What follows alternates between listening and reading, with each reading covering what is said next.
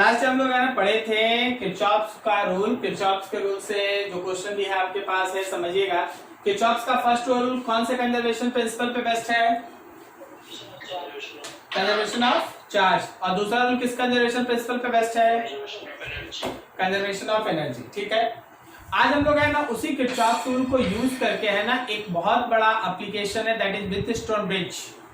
Wheatstone bridge important है। 3 circuit actually आप पढ़ने जा रहे हैं। एक है व्हीटस्टोन ब्रिज, एक है पोटेंशियोमीटर सर्किट और एक है मीटर ब्रिज। इन तीनों में से कोई ना कोई क्वेश्चन स्कूल में, कंपटीशन में हर जगह रहना ही है। तो पहला टॉपिक हम लोग के पास व्हीटस्टोन ब्रिज सर्किट।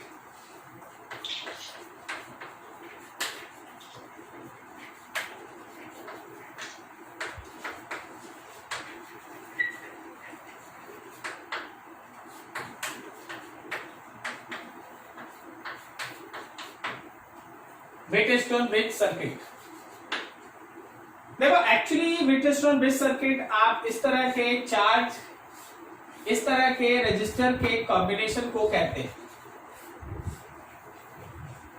ऐसा इसमें ये 2 पॉइंट होता है जिससे आप किसी एक सेल को कनेक्ट करें। ये रेजिस्टेंस R1 है, ये रेजिस्टेंस R2 है, ये रेजिस्टेंस R3 है, ये रेजिस्टेंस R4 है और इस पॉइंट से लेके इस पॉइंट तक एक गैल्वेनोमीटर कनेक्टेड होता है। ये आपके पास पॉइंट का नाम लिख देते हैं। दिस पॉइंट इज A, ये रहा B, ये रहा C, ये पॉइंट है D, मान लो इधर है E और ये है पॉइंट F। ऐसे लिखिए।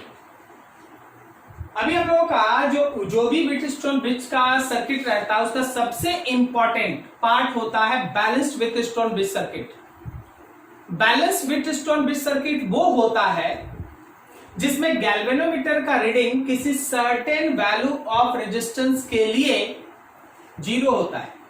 किसी certain value of resistance R1, R2, R3, 4 के एक खास तरह के पेयर के लिए याद रखना कि रीडिंग ऑफ गैल्वेनोमीटर बिकम्स 0। उसी को हम लोग कहते हैं बैलेंस्ड व्हीटस्टोन ब्रिज सर्किट। जब आप बात करते हैं किसी भी बैलेंस्ड व्हीटस्टोन ब्रिज का तो रिमेंबर दैट कि रीडिंग ऑफ गैल्वेनोमीटर बिकम्स 0।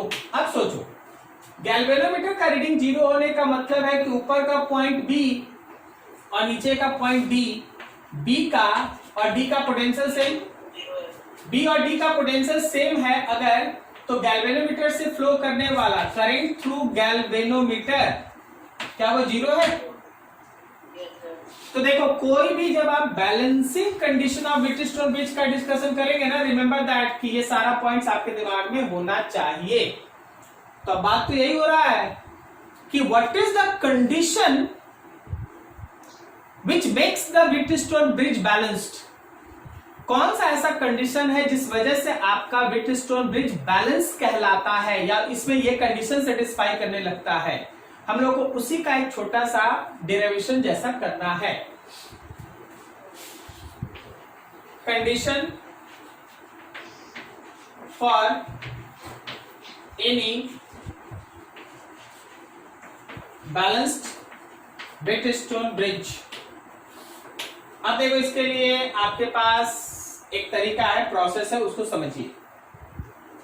मान लीजिए आपके पास कोई एक शेल है जिस शेल से करंट निकलता है I करंट यहां तक पहुंचा, इससे ऊपर एक करंट चला गया I1 और इसमें चला गया I माइनस I1 करंट यहां से यहां तक आया। अब यहां से उसका एक हिस्सा IG करंट थ्रू गैल्वेनोमीटर पार हुआ और एक हिस्सा I1 माइनस IG इधर से पार हुआ। अब IG आएगा इस डायरेक्शन में और I माइनस I1 आएगा इधर से। ये दोनों मिला लो, क्या इसमें जाएगा I minus I1 plus IG। चलो जी इन दोनों को जोड़ो, मतलब इसको और इसको जोड़ो, बताओ कितना बचा? IG कट गया, I1 कट गया, कितना बचा? I बचा। तो I करंट सेल में इंटर करेगा, निकला भी था I, इंटर भी क्या I। तो यही तो हम आपको सिखाए थे कि जितना निकलेगा उतना इंटर करना चाहिए। सही है। अब चलो देखो यहां पे लूप रूल लगाओ।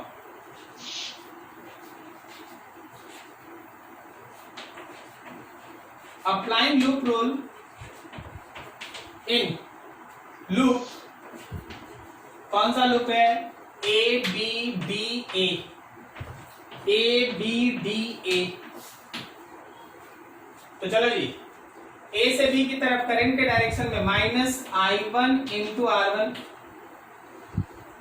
बी से डी करंट के डायरेक्शन में -IG, गैल्वेनोमीटर का रेजिस्टेंस G, फिर देखो करंट के अपोजिट में +I minus I1 into R3 and all equals to 0। This is equation 1। यहाँ पे I minus I1 into R3। इसी तरह से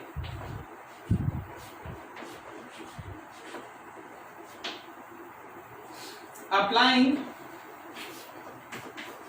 लूप रूल इन BCDB,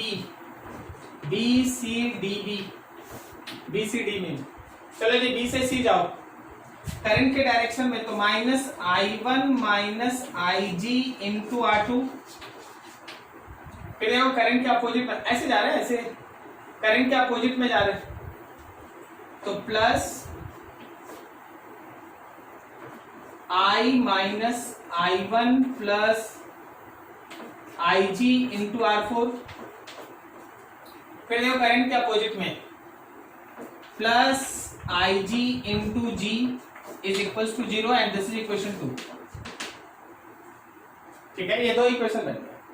अब देखो यहां पे ध्यान दो, ये लाइन उसके बाद देखो, balanced Wheatstone bridge, reading of galvanometer 0, B और डी का पोटेंशियल सेम, गैल्वेनोमीटर का करंट 0, मतलब गैल्वेनोमीटर का current 0।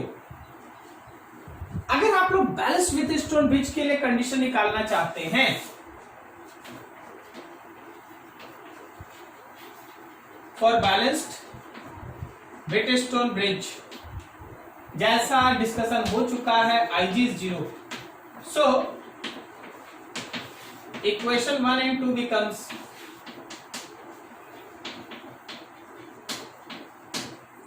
Equation 1 and 2 becomes, equation 1 और 2 क्या होगा वो समझो। 1 and 2 becomes, देखो इसमें IG के जगह 0 बैठाओ, तो -I1 R1 plus I minus I1 R3, -I1 R1 plus I minus I1 into R3 is equal to 0, -I1 R1 plus I minus I1 into R3 is equal to 0। आप यहां से लिख सकते हैं I minus I1 into R3 is equal to I1 R1, या फिर आप ये लिख सकते हैं, ऐसा लिख सकते हैं R1 by R3 is equal to I minus I1 by I1। चलो ये इक्वेशन 3 रहा, देख लो सब कोई, ठीक है। अब देखो इक्वेशन 2 क्या हो गया,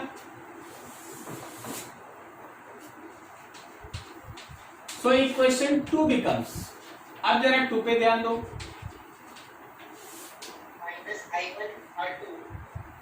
-I1 R2 plus I minus I1 R4, ये तो 0, -I1 R2 plus I minus I1 into R4 is equal to 0। इसको उधर भेज दो, I minus I1 into R4 is equal to I1 R2, so I minus I1 by I1 is equal to R2 by R4। जरा equation 3 और 4 पे आप compare कीजिए, देखिए उसका एक साइड बराबर है, सही है, तो दूसरा साइड भी बराबर होगा। कंपेयरिंग इक्वेशन 3 and 4, जब आप 3 और 4 इक्वेशन को कंपेयर करेंगे तो आप देख रहे हैं कि R1 by R3 is equal to R2 by R4, R1 by R3 is equal to R2 by R4, ठीक है। या फिर यू कैन फाइंड दैट कि R1 by R2 is equal to R3 by R4, R1 by R2 is equals to R3 by R4। कोई भी ऐसा Wheatstone bridge जिसमें R1 by R2 का वैल्यू R3 by R4 के बराबर हो, हम लोग तो कैपेसिटर में भी कर रखे हैं ना। हमेशा ध्यान रखना इस पॉइंट और इस पॉइंट का पोटेंशियल सेम होगा, और अगर पोटेंशियल सेम होगा तो करंट थ्रू गैल्वेनोमीटर जीरो होगा, गैल्वेनोमीटर का रीडिंग जीरो होगा, and the bridge is said to be balanced. तो कोई भी बैलेंस्ड व्हीटस्टोन ब्रिज सर्किट के लिए this condition must be satisfied. याद रखिएगा, ये स्कूल में आता है डेरिवेशन की तरह, बोर्ड तक में आता है, तो आप डेरिवेशन पहले खत्म करें, फिर इसका न्यूमेरिकल सेक्शन अलग से देखते हैं। नोट करो फटाफट।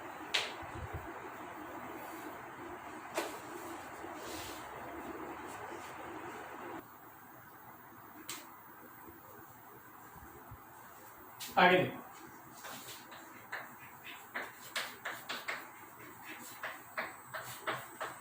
some important points।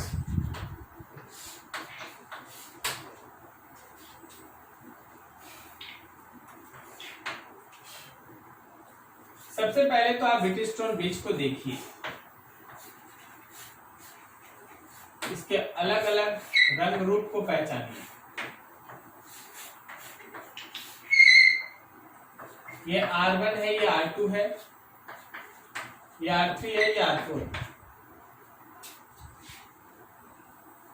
ये पॉइंट A है, ये पॉइंट B है, ये पॉइंट C है, ये पॉइंट D। पता है ये फिगर के बाद अगर आप दूसरा फिगर बनाना चाहते हैं तो आप ऐसे भी इसका फिगर बना सकते हैं, लाइक दैट।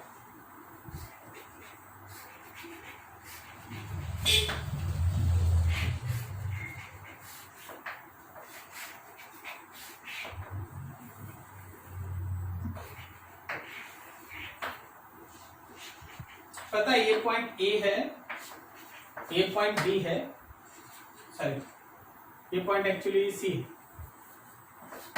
C है, A है ना, तो ये पॉइंट इसका B है और ये पॉइंट D है। ये है हम लोगों का R1, तो ये रहा हम लोगों के पास R2, ये है R3, ये है R4। फिगर समझ में आ रहा है? आप चाहेंगे तो यहां बाहर से एक बैटरी लगा सकते हैं, सेम फिगर, यहां गैल्वेनोमीटर। तो फिर से एक और फिगर देख लिया जाए, उसको भी समझा जाए।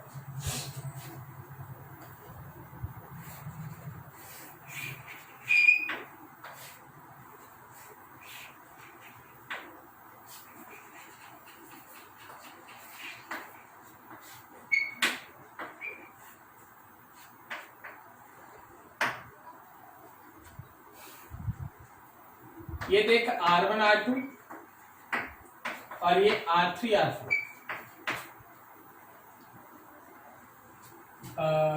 थोड़ा गलत हो गया, ये R1 तो ये R2 और ये R3 ये R4। ये भी एक बैलेंस, ये भी एक व्हीटस्टोन ब्रिज। आप समझ पा रहे हैं? देखिए बैटरी के पॉजिटिव से R1 और R2 कनेक्टेड है, सॉरी R1 और R3 कनेक्टेड है, और फिर देखिए बैटरी के नेगेटिव से R2 और R4, बैटरी के नेगेटिव से देखिए R2 और R4 कनेक्टेड है। समझ में आ रहा? ये सब व्हीटस्टोन ब्रिज। अब इन सभी केस में this point is B and this point is D, या इस point A and this point is C। अगर इन सभी केस में R1 by R2 R3 by R4 के बराबर हो जाए, देन ओनली, केवल और केवल इसी केस में, ऐसा नहीं कि खाली ये शेप देखना और उतार देना काम, ऐसा नहीं कि खाली इस तरह का शेप देखिएगा और व्हीटस्टोन ब्रिज का कॉन्सेप्ट लगा दीजिए, ये होना जरूरी है। देन ओनली B पॉइंट का पोटेंशियल और D पॉइंट का पोटेंशियल सेम है, then only potential difference B और D जीरो है, और उस केस में करंट थ्रू गैल्वेनोमीटर का वैल्यू जीरो है, and most important thing is and any circuit element में क्या क्या, कैपेसिटर बोलो, गैल्वेनोमीटर बोलो, रेजिस्टर बोलो, वोल्ट मीटर बोलो, are useless if it is connected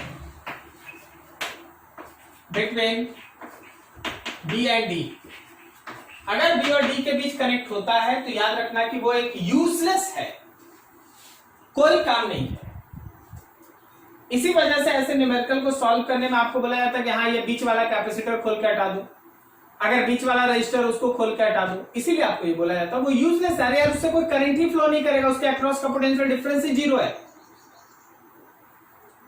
तो वैसे केस में वो पॉइंट 0 पोटेंशियल, मतलब 0 पोटेंशियल डिफरेंस होने से उसके बीच कुछ भी जोड़ दीजिए, गैल्वेनोमीटर लगाइए उसका रीडिंग 0, रजिस्टर लगाइए उससे करंट 0, कैपेसिटर लगाइए उस पर कोई चार्ज स्टोर नहीं होगा, वोल्ट मीटर लगाइए उसका रीडिंग 0। ठीक है, तो जो भी आप सर्किट एलिमेंट इन 2 पॉइंट के बीच जोड़िएगा याद रखिएगा वो यूजलेस होता है। सो आप एक एग्जांपल देखिए, आप तो बहुत सारा क्वेश्चन बना चुके हैं, अब हम छोटा सा क्वेश्चन देके आपको एक बार फिर से रिकॉल करा दें। अब आपके पास एक ऐसा क्वेश्चन, ये ए है, मान लो ये सी, और यहां भी लग जाए एक रजिस्टर, बोलो किसको हटा देगा? दैट डिपेंड्स कि रजिस्टर क्या है। हाँ वही बोल रहे, तो थोड़ा हड़बड़ाना नहीं। हाँ मान लीजिए जैसे ये 3 ओम है, ये 6 ओम है, ये 4 ओम है, ये 8 ओम है। बताओ यहां क्या लिखें कि आप इसको हटा सकते हैं? कुछ भी लिखिए, कुछ भी लिखिए, फर्क नहीं पड़ता, क्योंकि R1 by R2 R3 by R4 के बराबर है, तो ये हटना ही है। चाहे 2 ओम लिखिएगा तो भी हटेगा, 10 ओम लिखिएगा तो भी हटेगा, 50 ओम लिख दीजिएगा तो भी हटेगा। क्या ये समझ में आया? Like that must be useless. अगला एग्जांपल देखो,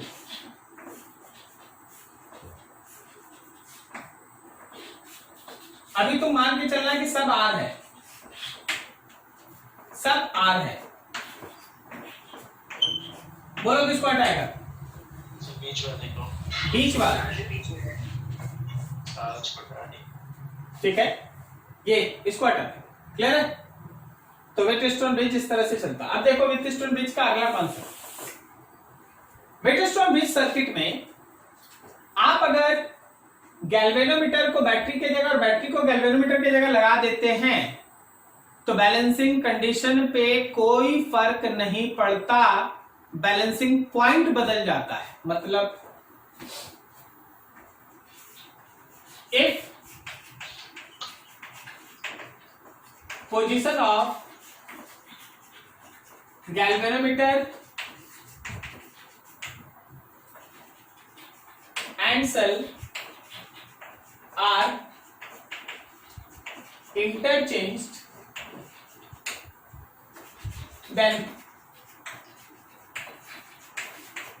there is no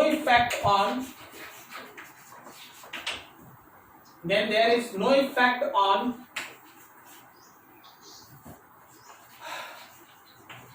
balancing condition, but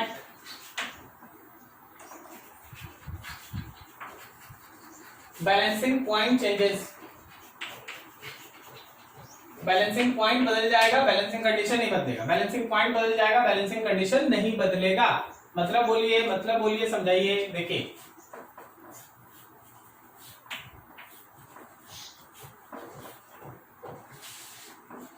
ये A है, ये C है, यहां B है, यहां गैल्वेनोमीटर है, ये D है। अभी और बैटरी यहां था। अभी क्या था? बैलेंसिंग कंडीशन था R1 by R2 is equals to R3 by R4, और बैलेंसिंग पॉइंट था B का पोटेंशियल और D का पोटेंशियल सेम। सही ना? सही है? yes. चल भाई थोड़ा पोजीशन इंटरचेंज कर देते हैं।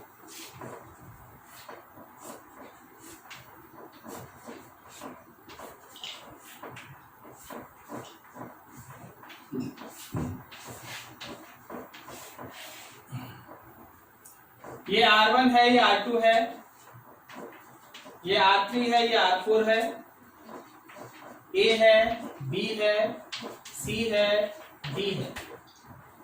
Still that balancing condition is R1 by R2 is equals to R3 by R4. R1 by R2 is equals to R3 by R4. But which two points are balancing point now? किसका potential same होगा? A का और C का.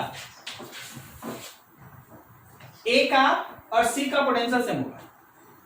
तो अगर हम लोग balancing Wheatstone bridge के केस में गैल्वेनोमीटर और सेल के पोजीशन को इंटरचेंज करेंगे ना, तो बैलेंसिंग कंडीशन जो पहले था वही अभी भी रहेगा, लेकिन पहले का जो बैलेंसिंग पॉइंट था जिसके बीच किसी चीज को ऐड करने से उसका काम नहीं होता था, वो अब बदल जाएगा. ठीक है, नोट करो. ये था गैल्वेनोमीटर, नोट करो फटाफट. Sorry, Wheatstone bridge circuit.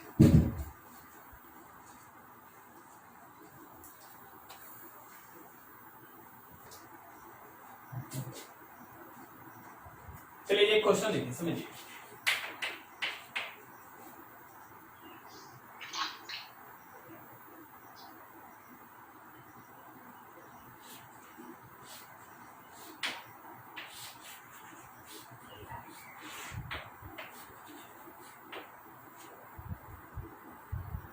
ये R है, ये भी R है, ये भी R है, R है और R है. इधर एक पॉइंट A है, यहाँ पे एक पॉइंट B है, यहाँ पे एक पॉइंट C है और यहाँ पे एक पॉइंट D है. तुमसे बोला गया इसका R इक्विवेलेंट निकालो AC के अक्रॉस में. बोलो कैसे बनेगा?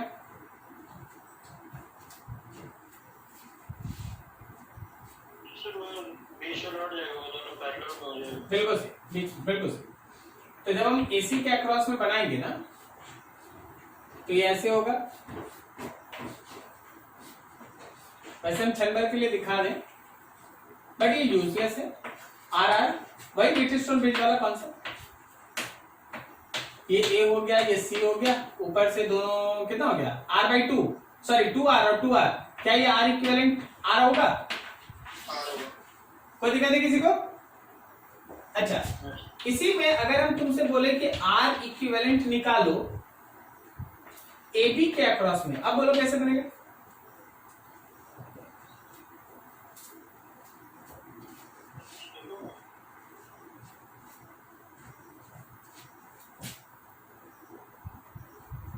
कंफ्यूज?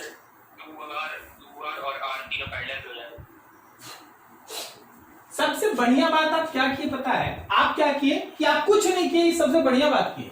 देखा ना, एक नया प्रचार निकला. आप कुछ नहीं बोले हैं, ये बहुत बढ़िया बात की है. कारण ये है ना कि ये व्हीटस्टोन ब्रिज का कॉन्सेप्ट नहीं लगेगा. व्हीटस्टोन ब्रिज यहाँ A और C के अक्रॉस में बैलेंस है, बस A और C. और कहीं भी AB ले लो, BC ले लो, AD ले लो, BD ले लो, उसके बीच व्हीटस्टोन ब्रिज नहीं काम करेगा. यहां पर ये केवल A और C के बीच व्हीटस्टोन ब्रिज है, वो भी बैलेंस है. बाकी AB, BC, AD कोई भी और पॉइंट, तो क्या है? सुन, A और B चाहिए ना, ये दोनों किसमें कनेक्टेड? सीरीज में. तो देखो इसको सॉल्व करते हैं हम लोग, धीरे धीरे चलते हैं.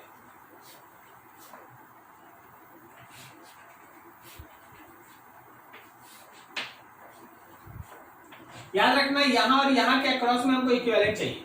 ठीक है, तो सबसे पहले इन दोनों को हटा के सीरीज में लिए.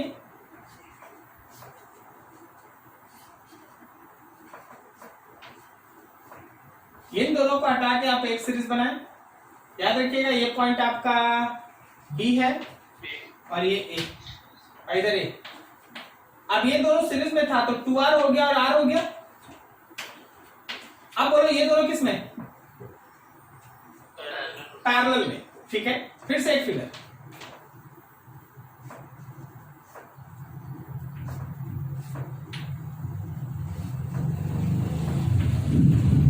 ये पॉइंट A है, ये पॉइंट B है, ये R है, ये R है.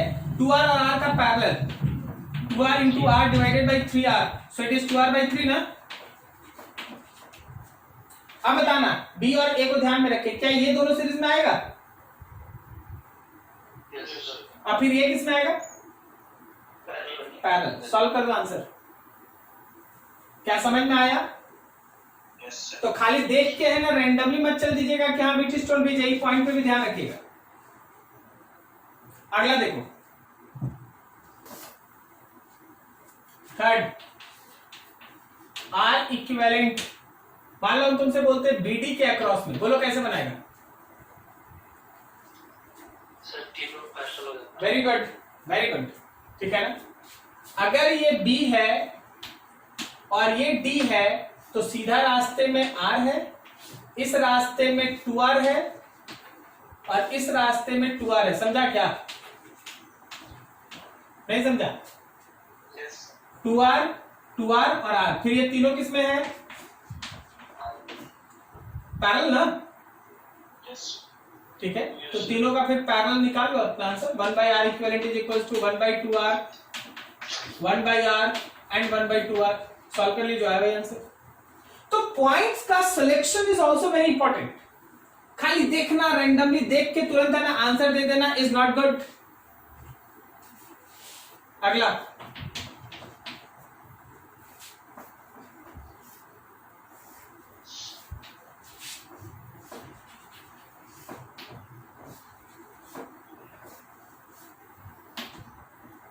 A B C D, R equivalent निकालो ए बी के अक्रॉस में। बोलो कैसे बनेगा? सब आर है, सब आर।